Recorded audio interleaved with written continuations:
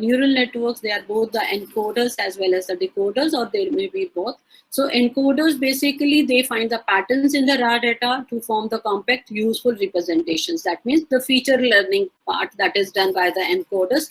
Like you are giving an actual image or actual data or raw data, these encoders, they convert that into the useful representations. And after that, after doing any kind of processing, then you can say applying the algorithms, then you can say these decoders, they are doing just the opposite role, converting these higher level representations into the actual descriptive knowledge or the information that we are looking for, that the exact output.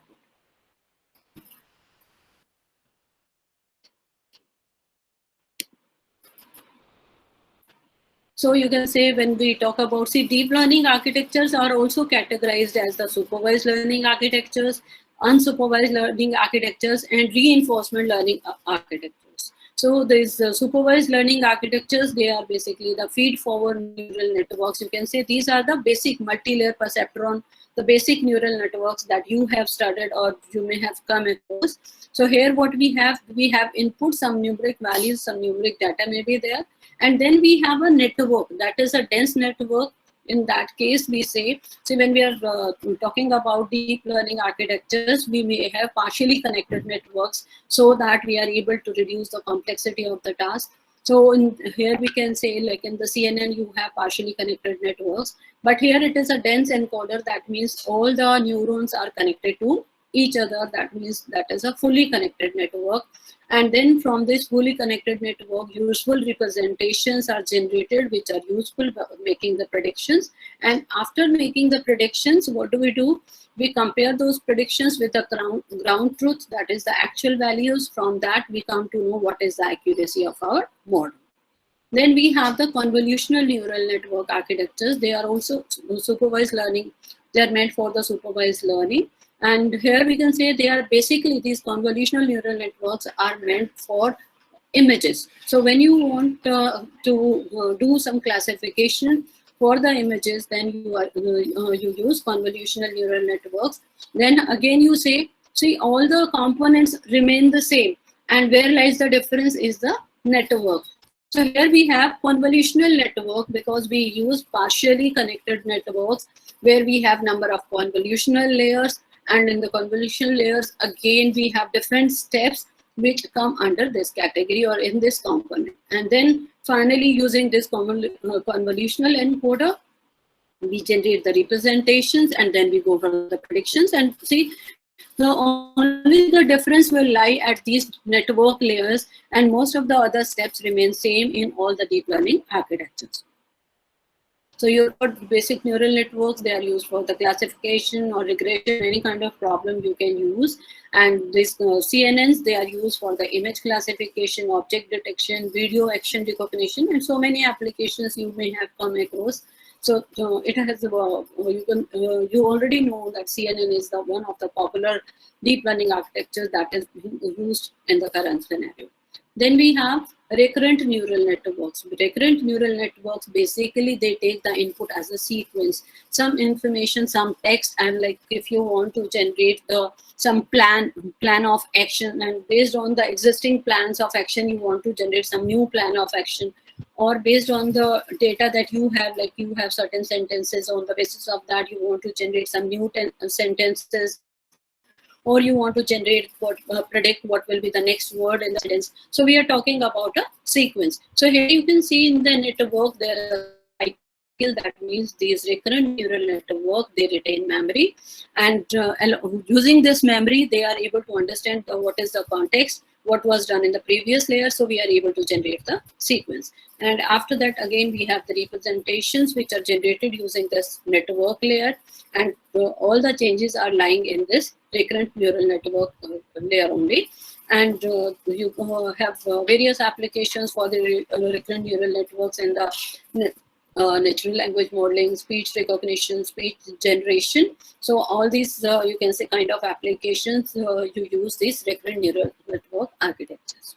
Then we have encoder-decoder architectures, where you can give any kind of input, that may be a text, that may be an image or anything.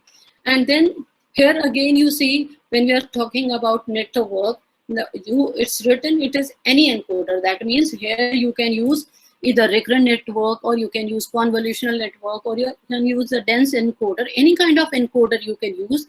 And after generating the representations, you can use any decoder for the you can say generating the same text or same image, right? So here, when we are talking about encoder decoder architectures, here you want to say that you have given some image, and on the basis of that you are trying to generate some new image. So when you give an input, like you give a picture of yourself, and then you see your network, your encoder decoder architecture is able to generate the same picture or not. So for different kinds of applications it is used, like for the semantic segmentation, machine translation, like from the English to you can say German, or to French, to any language. So for such kind of applications you use for the even you have large number of applications for this encoder decoder architecture.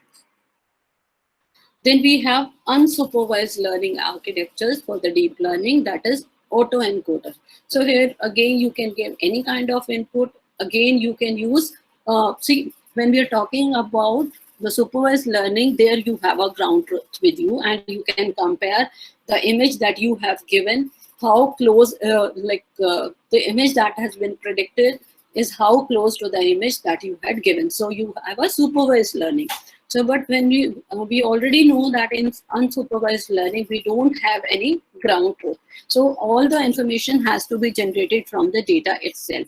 So here what we are saying is that whatever image we are giving to the network, so you can use any of the encoders. After generating certain useful representations, you can your decoder will decode those representations and try to generate the exact copy of that input.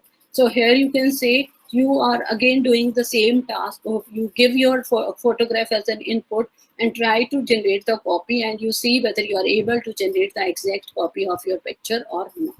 So here we can say this unsupervised learning autoencoder is used for most of the common application these days is image denoising. So removing the noise, you can say you can remove the watermarks from the image using these autoencoders.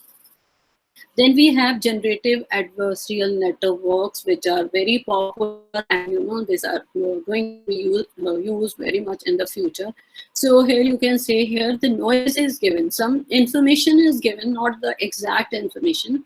On the basis of this information, these generator networks, they try to generate the fake image, and then corresponding to that, on the opposite side there is a discriminator that you can say that tells whether this image is a real image or a fake image, and on the basis of that the generator keeps on learning and learning. So here you can say like these days it is used for the you can say developing the 3D images of the furniture. So you are just giving some input about the sofa and not the actual image of the sofa, and it will generate some picture for the 3D image of the furniture, like sofa, chair, table, whatever you want to do like.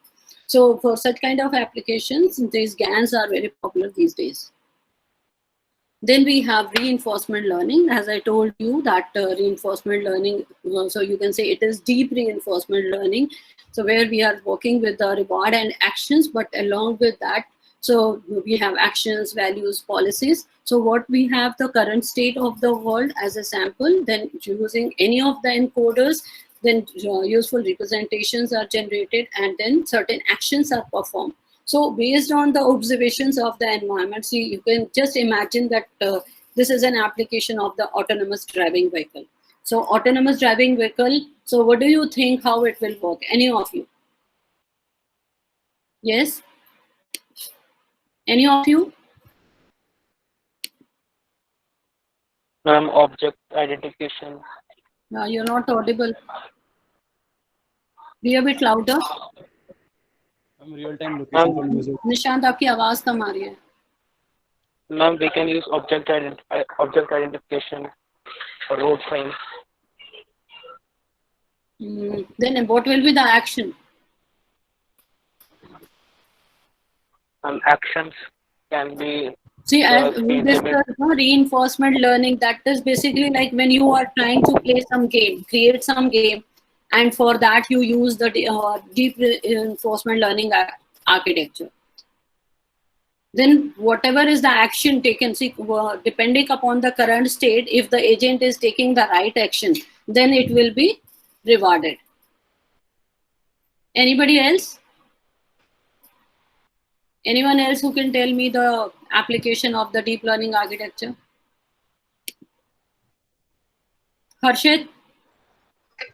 Ma'am, navigation and car movement synchronization. Just a minute, मेरे अनुसार एक second हाँ बच्चे बताओ ma'am navigation and car की जो movement है उसका synchronization. right exactly like because you can see your car, that is a dynamic agent working in the dynamic environment. So how it is observing the environment, and whether like if the autonomous vehicle is on the road and something is coming in front, and whether it is putting up the brakes or not. Yes, ma'am. Right, so such kind of, so if it has to take a turn, so it is taking the turn at the right time, right? So these are the actions we are talking about. Similarly, when you are playing a game, so whether the right actions are taken by your software agent or not. So if ma'am you एक have हो सकता है कि ma'am एक ये हो सकता है कि कार के अंदर जो सेंसर्स लगे हुए हैं और जो उसके अराउंड एनवायरनमेंट और सीन है उन दोनों का भी सिंक्रोनाइजेशन हो सकता है. actually see when we talk about these autonomous vehicles, you require a lot of synchronization.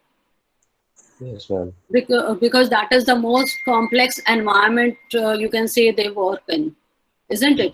So when the vehicle Yes. is on the road and people are around, so it is there is a high risk to the human beings. So they are working, you can say these vehicles are working in the highly complex environments.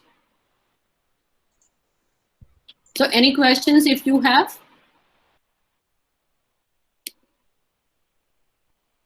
So finally, what we have is like, if you have to make a wise decision whether you want to go for the deep learning or the machine learning. So if we see the various parameters, that data requirement in case of deep learning, it requires large amount of data for the training. But so training takes a lot of time in the deep learning, but yes, predictions are very fast, right? So you can say then in machine learning, it can be trained on a small amount of data. Accuracy of prediction for the deep learning is very high, but machine learning is relatively low. Then, as I said, it takes large amount of time to train the deep learning models, but machine learning models can be trained in relatively very less time. So hardware dependency, we require GPU to train the deep learning models. So in machine learning, we are already doing it on our system. So you can say it has limited requirements, and we can solve the problems using the machine learning in a small amount of time. But yes, you have to think over, do we really see, because when we work on the deep learning algorithms, we have very hard requirements. The computational complexity is very high. So we have to think twice whether this problem really requires deep learning algorithms in order to get the solution, or we can solve these problems using the machine learning algorithm itself. So if you have two algorithms, machine learning algo is also giving the same result, and deep learning algorithm is also giving the same results. In that case, it's better to go for the machine learning algorithm because they are relatively having the less computational complexity as compared to the deep learning algorithms. So now you know what is the difference between the deep learning and machine learning, and in what kind of scenarios we use the deep learning and the machine learning, the various deep learning architectures, So if you want to work upon in any of your minor projects or anything, you can go ahead with that. So now you know the basic architectures of the deep learning and which architecture can be used for what kind of applications. So if you have any queries, you can ask, otherwise I'll proceed further. Any queries? Yes? All are there? Nishant, are you there? Yes, ma'am. Everything clear about machine learning? Yes, ma'am.